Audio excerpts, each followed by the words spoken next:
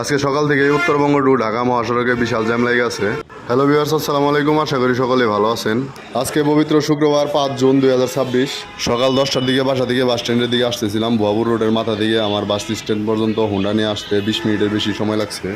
যানজটের কারণে দুপুর 1টা 2টা 3টা নাগাদ যানজট কিছুটা কম ছিল।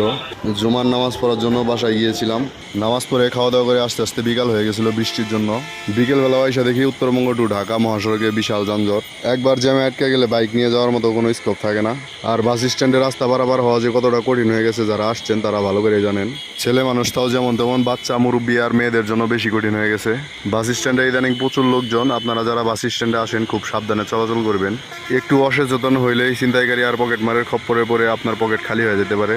আর আপনি একজন সচেতন নাগরিক হিসাবে ভিডিওটা বেশি বেশি শেয়ার দিয়ে দিবেন যাতে সবাই সচেতন হইতে পারে। এখন বাজে রাত 10টা, এখন পর্যন্ত যানজট কমে নাই। অনেকক্ষণ যাবৎ গাড়ি সিরিয়ালি দাঁড়ায় আছে। অনেক কষ্টে আমি রাস্তা পার হয়ে আসলাম। এখন বাসার দিকে যাচ্ছি। সম্পূর্ণ ভিডিওটি দেখার জন্য আপনাকে অসংখ্য ধন্যবাদ। ভিডিওটি ভালো লাগলে লাইক, কমেন্ট, শেয়ার করে পাশে থাকবেন। সকলে ভালো থাকবেন। আসসালামু আলাইকুম।